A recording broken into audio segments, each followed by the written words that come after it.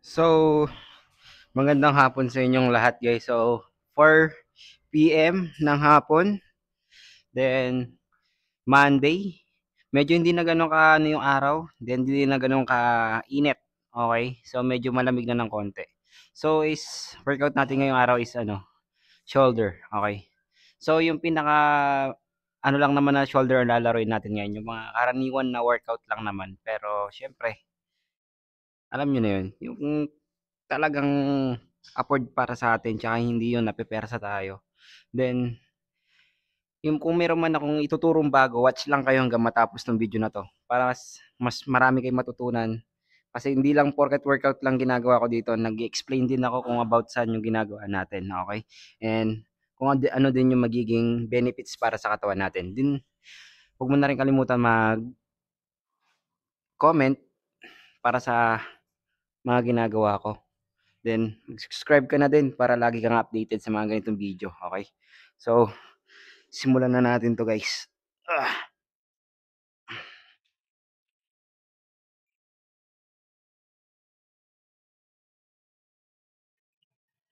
Okay guys, no? Nakalimutan ko pala sinabi sa inyo.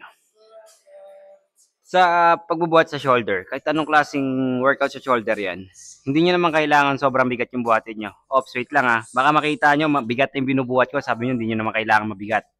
Baka may mag-comment dyan.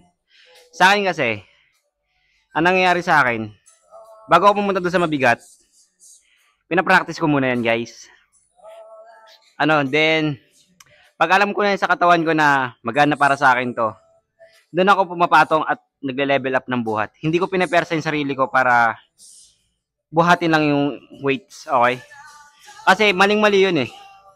Unang-una, ang target mo lang naman, kung shoulder lang, front of injury to, sinasabi ko sa inyo, ang shoulder. Hindi siya, tawag dito, hindi siya kamukha ng mga back, chest, yan. Kahit mag-heavy ka dyan, kayang-kaya pa yan eh. Pero pagdating na kasi shoulder guys, tatandaan nyo, joints lang ang nagdudugtong dyan, okay? Ayan, nakaganyan lang yung joints natin. Ayan. Parang yung sa buto natin dito sa kamay, ito. Nakaganyan yan. Tapos itong sa may bandang taas, nakaganyan yan, no? So, pag ito bumigay, puta, tapos ang karir mo, men.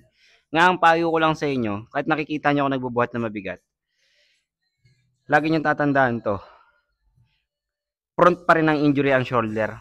Kahit sabihin nyo, pinakamaganda yan ng body part ng muscle natin, ang bilis lumaki, pero madali rin siya ma-injury. Nga, ingat din kayo sa mga ginagawa nyo. Okay?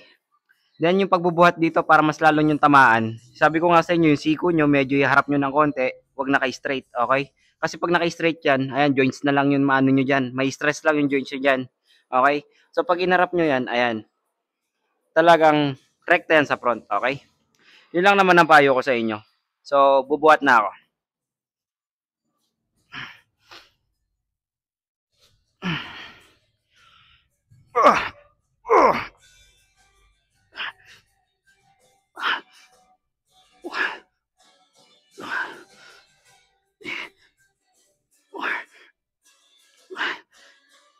Six, eight, nine, one, four, five.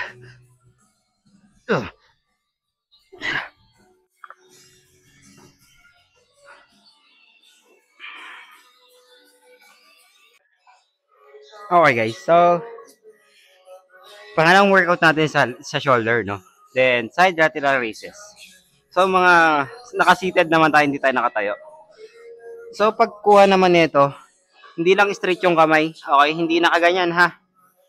Kailangan yung katawan mo, medyo i-front mo ng konti, slant. Then wag mo nyo activate to ha. Ito lang, ganyan lang. Then 1,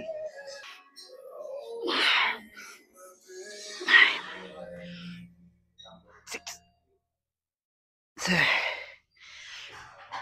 8.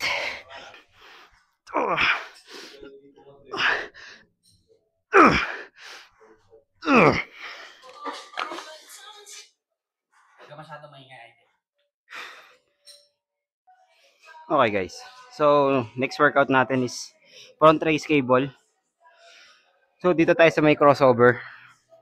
Ito yung gagamitin natin. Okay. So, sa baba ko siya ilalagay. So, ito pinakamainam to sa front shoulder guys. Para mas lalong, kahit naka t-shirt lang kayo, mahalata doon nilang talaga malaki yung shoulder nyo kasi lalapad talaga siya. As in. Then, pag gagawin nyo to, position, no? Ayan. Then, target nyo, wari, pataas. May tinatarget kayo dito. Then, doon yung dadalhin yung rope para lalong ma-expand yung front shoulder nyo. Okay?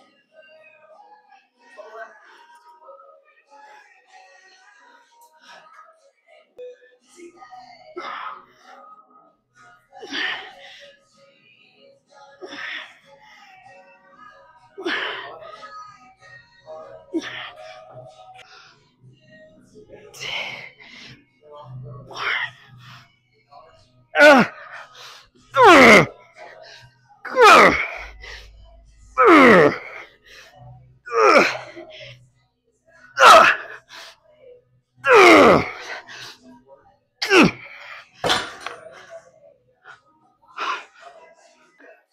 Okay guys. So, pangapata workout. So, na medyo nabitin ako dun sa ano, no? Dumbbell Arnold press yung seated. Medyo nabitin ako dun guys. Aminin ko. So, pipitikin ko siya dito sa machine. Kaso dito naman, nakatayo tayo. Standing naman tayo dito. So, dito guys, no? Yung elbow kanina, kung nagbuhat tayo dun sa Arnold seated press, yung dumbbell, kung paano yung position ng siko, ganun pa din siya. Hindi siya pwede naka-straight, sabi ko nga sa inyo. Bakit? Yung joints, okay? Mag-ano yan, tag dito. Siya na may stress. Kung sa ano, sila na nagkikiskisan. Hindi man natin nararamdaman pero may epekto yan sa joints natin, okay? So yung sa akin dito, iwas injury, improve yung shoulder natin nang walang nangyayari na yun nga, injury, di ba? Mas okay ning ganun. So, ito yun, first set. Papakita ko naman sa inyo.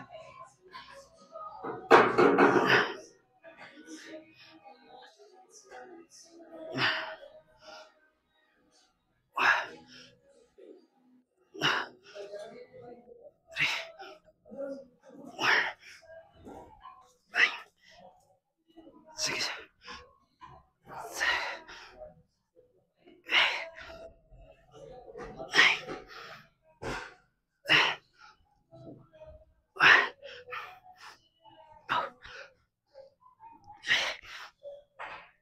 Ah, okay.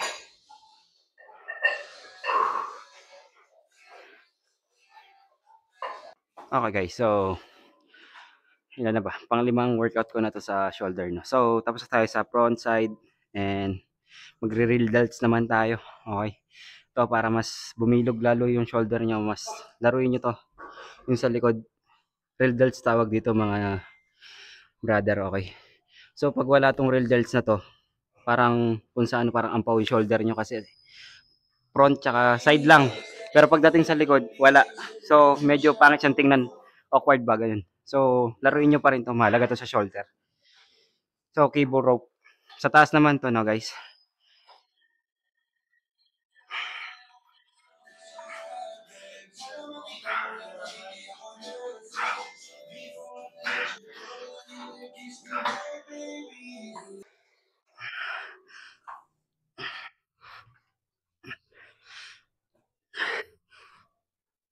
Ay, grabe. Okay, guys. So, next. Real delts pa rin tayo, no. So, sabi ko nga sa inyo, 2 beses ako nag-real delts. Para solid yung training ko sa real delts. Nga, sabi ko sa inyo, hindi naman sa nag-ahabol. Pero gustong gusto ko lang talagang mas maganda rin yung real delts na malaki. Okay? Hindi naman siya sobrang late naman nung sa akin. Sakto lang.